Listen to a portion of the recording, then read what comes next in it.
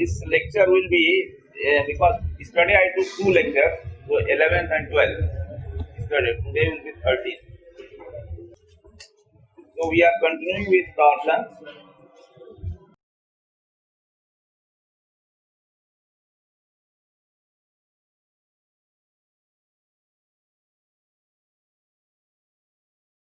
So we have already studied deformation.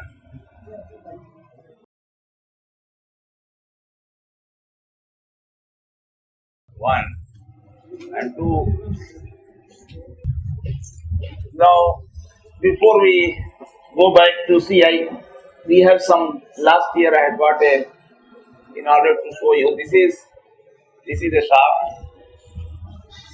Supposing one end is this is like this. This one end is I am holding it. It is fixed. I am trying to put a torque. Positive torque. Let us say positive torque means vector must go outside. So outside means it should be like this. Okay. So it should be. Just see how does the line get deformed? A line which is parallel to x-axis. How does and what happens to the normal element on the surface? What happens to the normal element? Normal element means all the angles are 90 degrees. They look rectangular, square, rectangle, okay, rectangle, all the, this is a small element. What is the size of element? dx by r d phi. D phi is just non-dimensional. You have to make it dimensional by r. Distance. So r d phi. So r d phi is the length and dx is one length. So you see, both are making right angle to each other. When I am putting a torque, what happens to the element? It is getting distorted, and this is called shear strain. Whenever shear strain acts, the normal element becomes distorted. Supposing I just give a tensile load here, I compress this. I think nothing will happen. It's the state, it will remain still a right angle. All the angles will remain right angle. Or even if I put a tensile load, it will remain 9. Okay. Even if you somehow you expand this, nothing will happen. Right angle. So no shear strain. But here you are getting shear strain. Don't say shear stress. Deformation is measured by shear strain. Change in right angle. Change in the right angle between the two coordinate axes is called shear strain, and that I have told you already. I think drawn the diagram also. So shear strain. So remember this. So this is and then this is a slightly bigger one. I have told them to draw some lines. I don't know. I think some. No, it is. You have to apply. The stiffness is more here. You have to apply larger force in order to deform it. So it is solid. So this is a solid. Yes, this is a solid. This is a hollow. Hollow cylindrical tube. It is a hollow cylinder. So whatever we are doing, we will just now come to know that whatever we are doing works for both solid as well as hollow. Whatever theory that we are developing, it will be working because it is a question of integration. Whether you integrate r equal to 0 to a is the radius, or you say it is r1 to r2. So this is, we have already done this, and we got that shear stress tau here we got tau x theta equal to g times gamma x theta, and that is equal to what?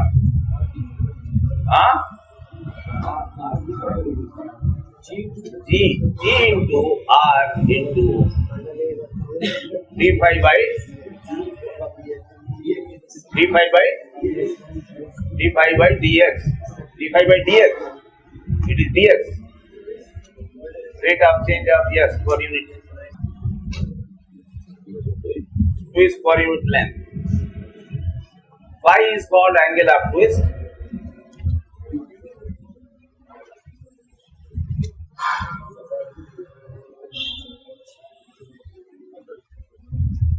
And d phi by dx,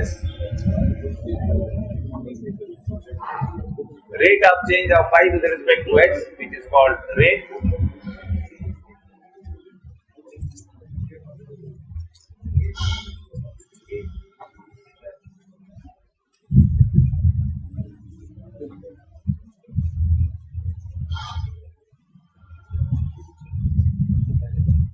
So, and this is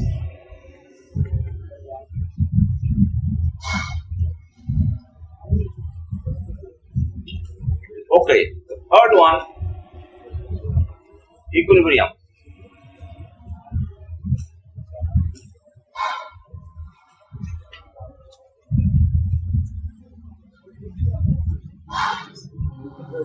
Equilibrium of forces.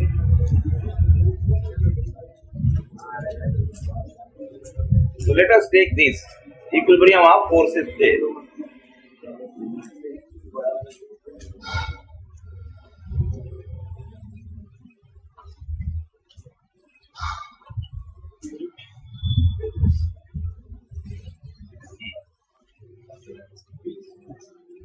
Now the applied torque has produced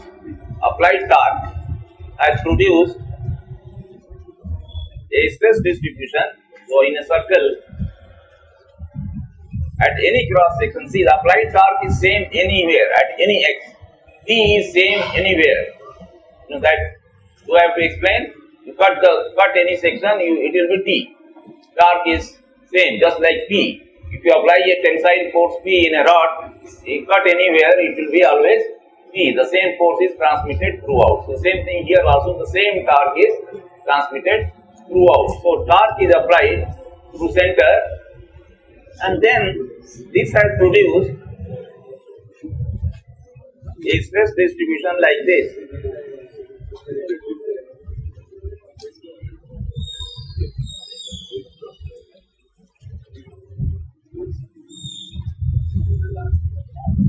Let us say this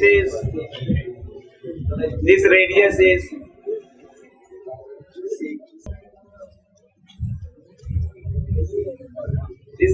is R naught.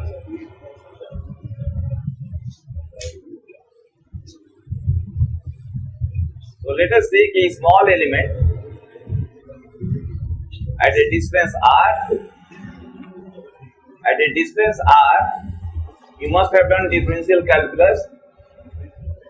An element of size dr by r d this d phi. So an element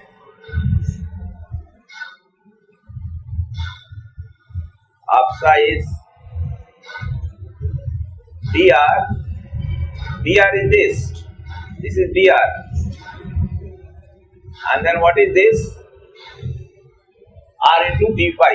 If you measure phi from anywhere, so if you measure phi from somewhere, so it is R into phi. So into R into d phi.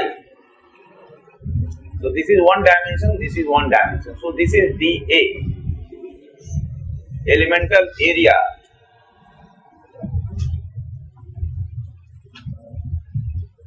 On this area, what is the stress that is acting there? It is tau. So dF, so small, so we are taking like this. This is R.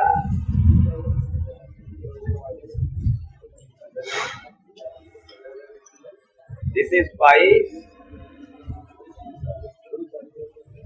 This is d phi. And then at a distance,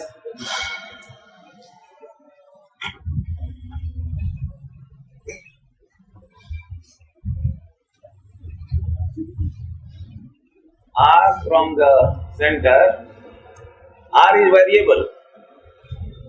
So R is variable, and this, and then dr. So your element is this, And on this element, you have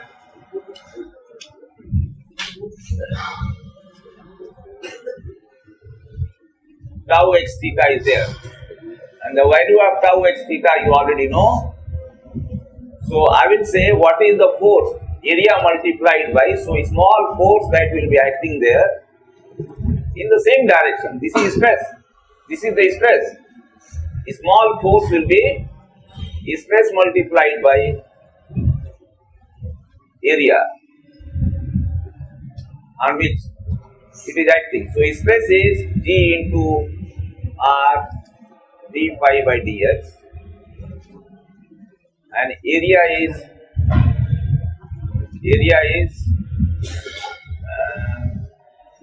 R d phi into dr. Yes, I hope it's right. This is right? Okay, good. And therefore, so this is a force. Now this force, now what is the small, see about this force will also produce a twist, a small twist, df multiplied by this distance r. So dt r dmx or dmxx, whatever you want to call it. T is a small t, a small torque. So the torque produced because of this force df. Now at this point you also have a force df. So torque produced by df will be equal to this. Torque produced by df will be this into r. So it will be G r d phi by dx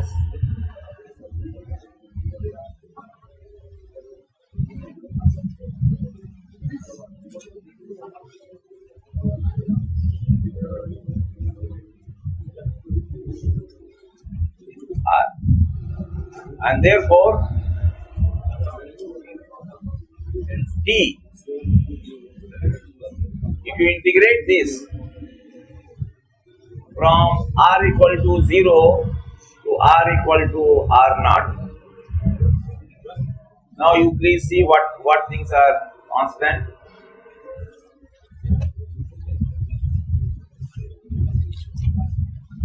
How many r's are there? 1 r, 2, 3. So r cube.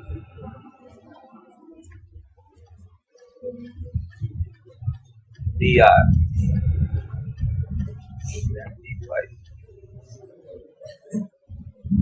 And then integral over phi will be, because this is only a small. So one is I am going integral, because I want to find out. So first you find out because this ring will go round by 2 pi. So this pi going from 0 to pi. So if you do this integral, that these internal stresses will produce a torque, and that torque must be equal to the external at any cross section. External you have applied T. Now thus that must be balanced by the internal. Because of that, internal stresses are produced. So if you integrate the stresses over the cross section, you must get your. So there is a relationship between external. So this is external torque, and this one is internal.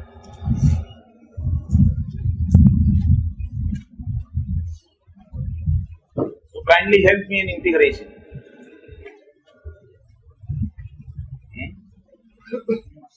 Try to integrate this.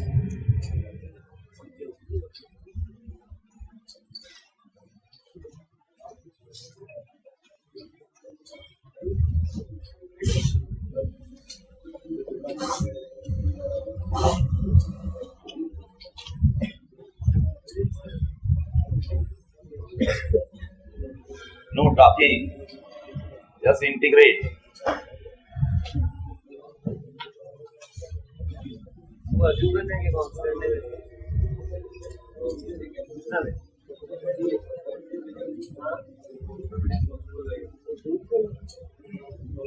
So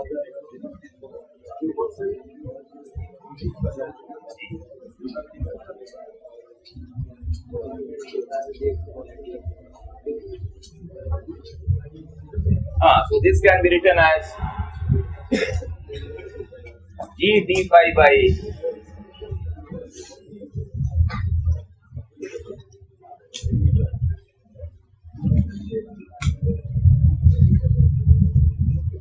d phi by dx integral over the entire area of the cross section. I am just saying area is this, and then if you want to do, because see area, there is a reason for this. Of course we can do it like this also, phi, but then r d phi we can take one r from here, r d phi we can take, because this is your area dA. So that means here I can take only r square dA.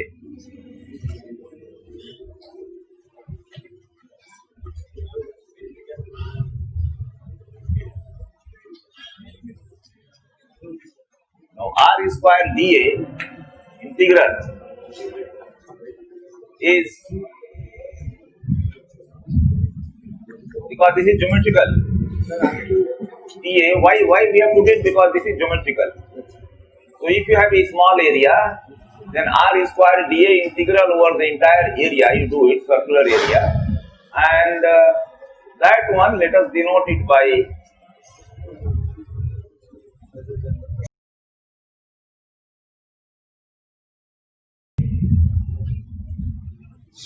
capital J. And capital J is just like our normal moment of inertia, dA into distance square. Moment of inertia about an axis. Now here this is about a point here. So force is like this. So this produces a twist, while that inertia produces a moment. Moment of inertia produces a moment. So this is called polar moment of inertia. J is different from I. I also, because there we say dA into dx is, dA into x square or dA into y square, we say about any line, distance from the line to the area is that. So x square into dA is the second moment of the area. So here the second moment of the area is alright, but then we are taking about the point, not about a line. So this is called J.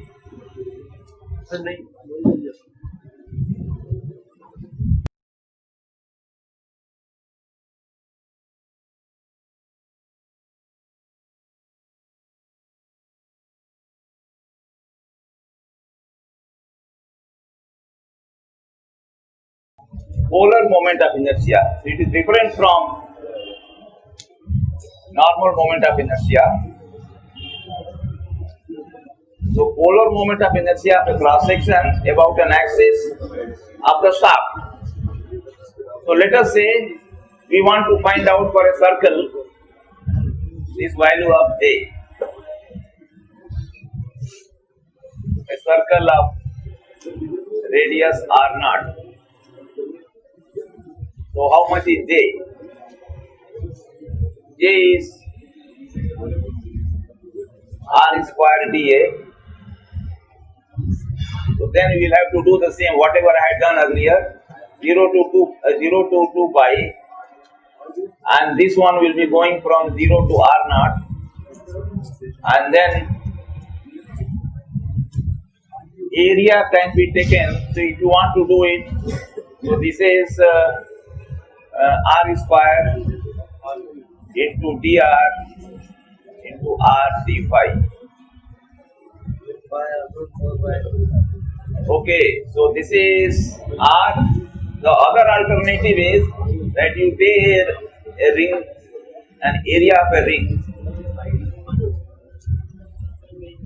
You take this area. Then you can do only one single integral.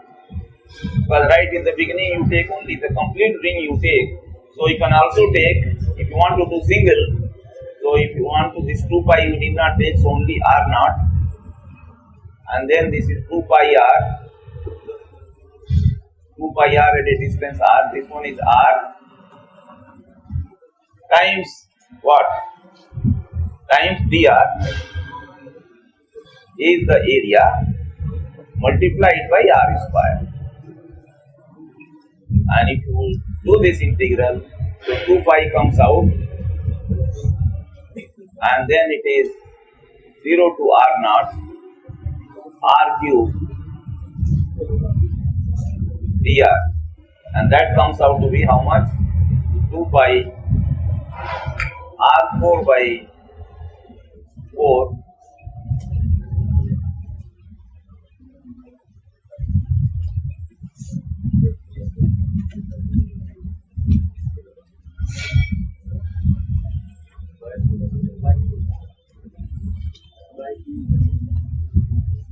so it is pi by 2, so pi r naught square by 2. If you want to express this r to the power 4, r to the power 4, okay, so this is all right. Now many times we also express this in terms of d, so r naught is d by 2, d is the diameter, so d by 2, so it will be d4, and 2 into 4, 16, 16 into 2, 32. So the polar moment of inertia of the circular cross section either is pi r naught 4 by 2 or pi d 4 by 32. So we have got now one relation, that is E equal to or mx equal to g into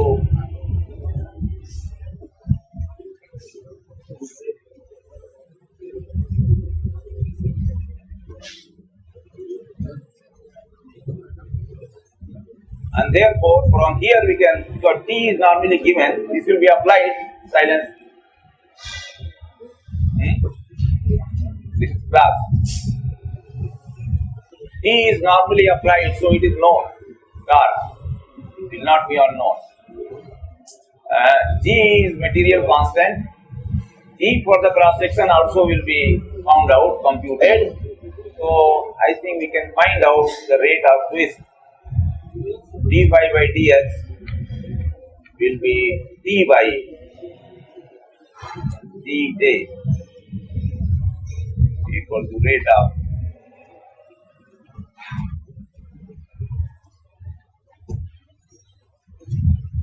for a circular cross section you can get g by dj d phi by dx equal to this,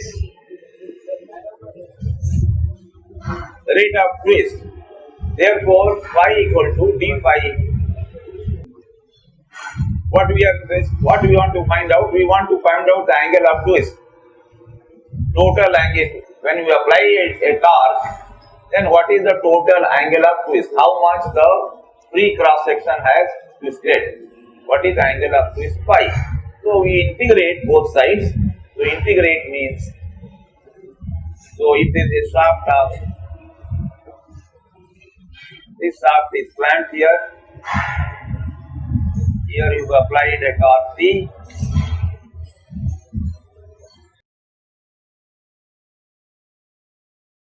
and so phi will be equal to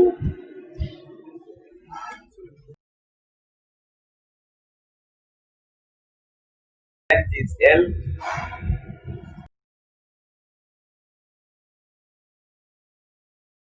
go to L, length of the shaft is, so you have to integrate from, phi here is 0 by the way, because this is clamped, so what is phi here?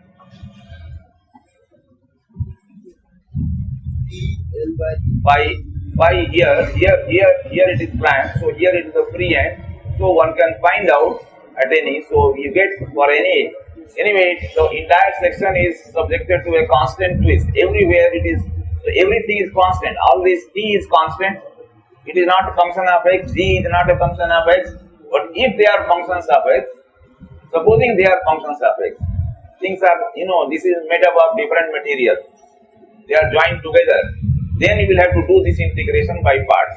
What? Sir, what? You have to do the integration by parts.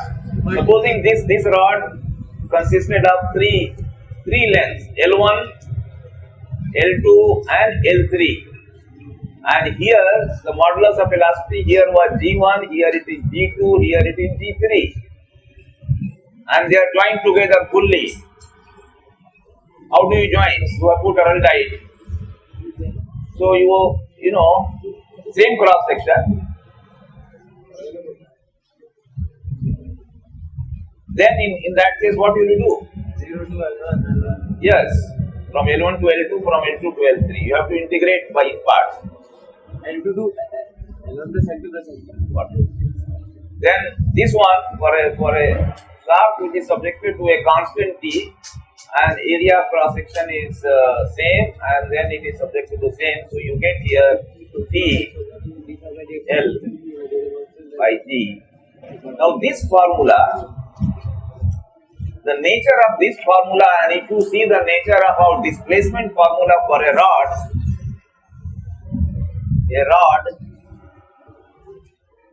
which was subjected to an axial load P of length L, what was the displacement here? Delta was equal to PL by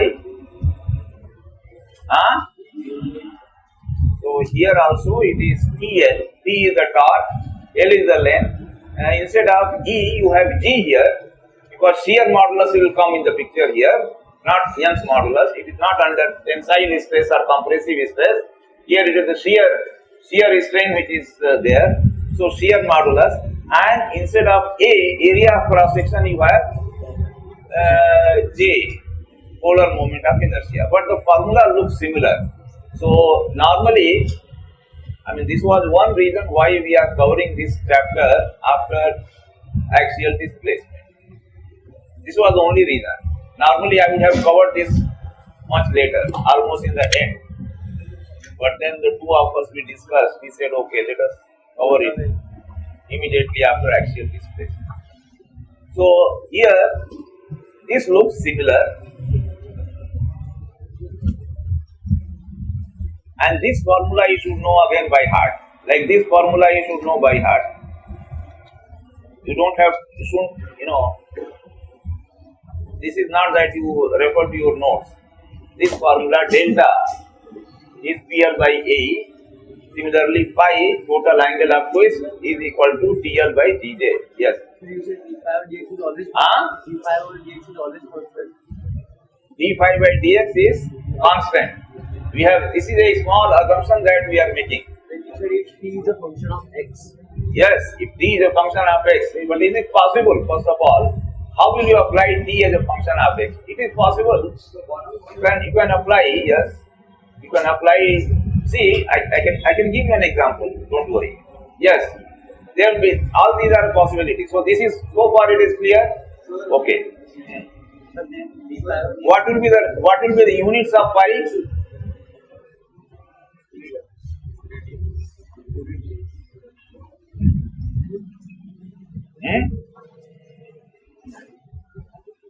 So you have got angle of twist in radians. Why? See, but in each segment it will be supposing I have a rod, I have a circular rod, one end is clamped,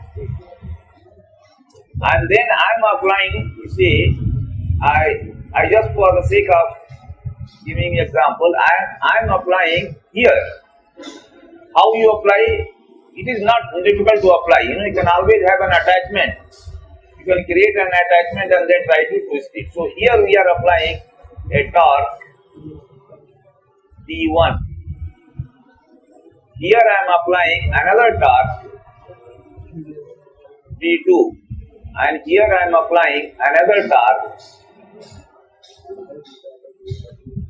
T3. This is L1, this is L2, and this is L3. Total is L. You tell me now what is the problem. how to solve this problem. I want to supposing find out what is the total twist at this end, free end, twist at the free end. So what will we do? At any, I'll just give you. Any cross section here if I take, any cross section. What is the value of torque? This one is subjected to free body diagram. Tell me. Huh? T3. Anywhere from here to here, it is subjected to T3. Because if I take this body, these do not talk between. So this has been cut in order to keep this in equilibrium. This is torque. In order to keep this in equilibrium, there must be equal and opposite.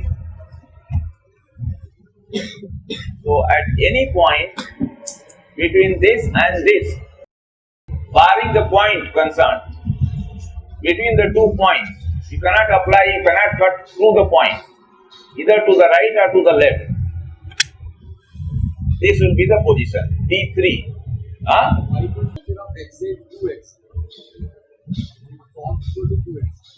Torque equal to 2. It is a variable. It is a variable, okay. Now, the basic assumption that we are saying d phi by dx, because it is a variable,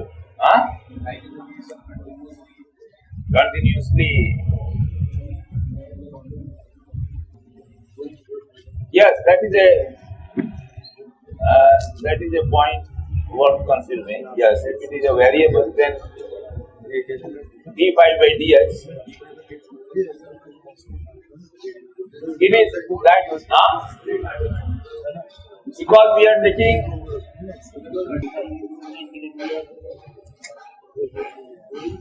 but here, you see, here in this, if it is like this, here very clearly d phi by dx is p by gj. And for a constant cross section, for a, all these are constant. So this is really constant, as far as. Now if you are saying it is a function of x, yes, rate of change of fluid, it won't matter. Anyway, think about it. I will give you an answer. Sir, okay. dx will be constant over that strip. This is okay. We will consider this d phi by dx. Now here, so this problem, I think there should not be any problem. This is, you can do. Similarly, any cross section if you take here. So here, whatever you cut, it will be what? It will be, in order to keep this in equilibrium, because this is also there, this is also there. So it will be T2 plus T3. Any cross section in this zone will be T1, T2, T3. So here it will be the cross section.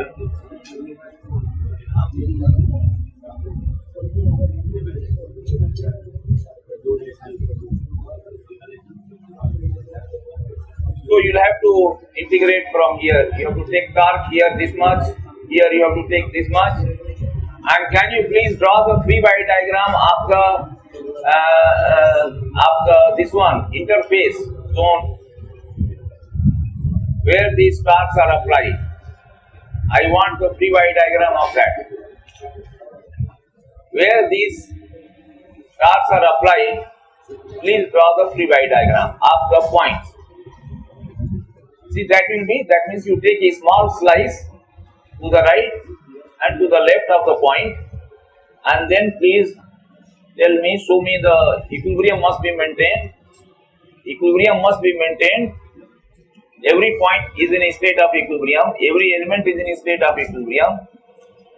So, see, when the body is in equilibrium, every particle or any part of the body will always be in a state of equilibrium. So condition of equilibrium will apply. So please draw the free body diagram of this, for example, here. So I take a small slice like this. Similarly, I take a small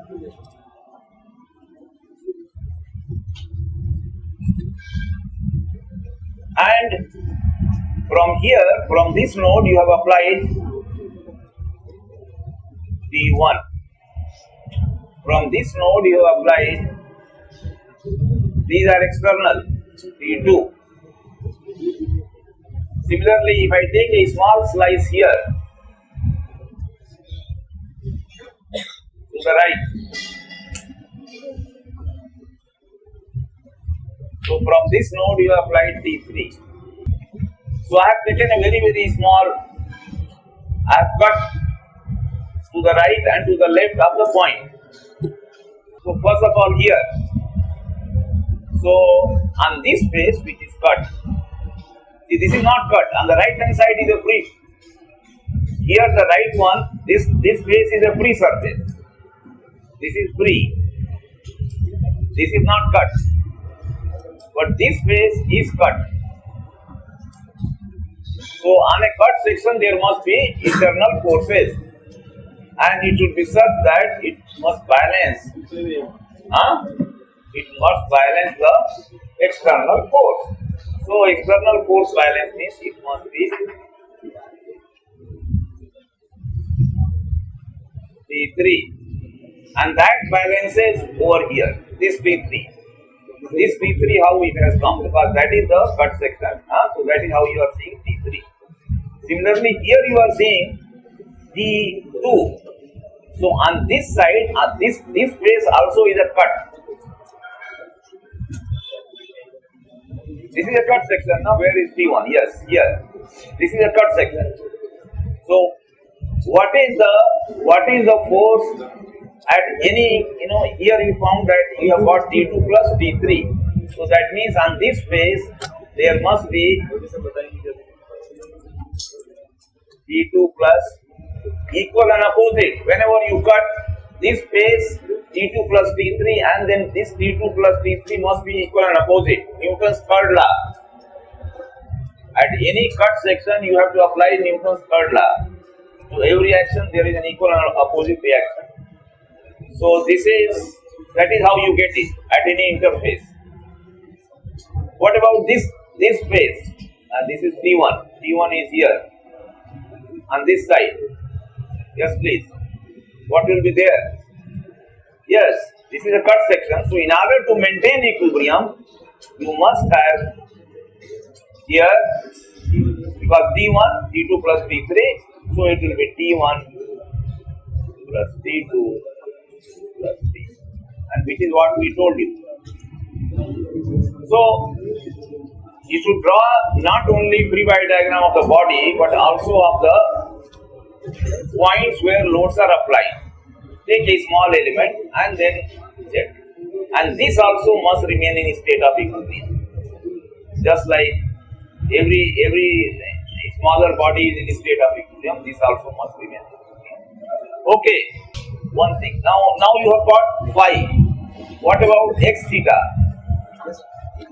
X theta, how will you get this? It is dr into d phi by dx. R dr into what is d phi by dx? It is d by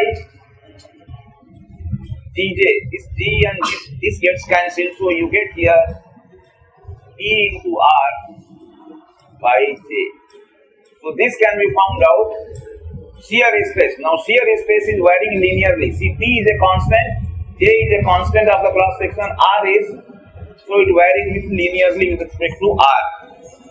And of course tau maximum will be, tau x theta maximum will be equal to T into R maximum divided by J, which is nothing but T into R naught divided by J. Okay, thank you. He has to go to the next class.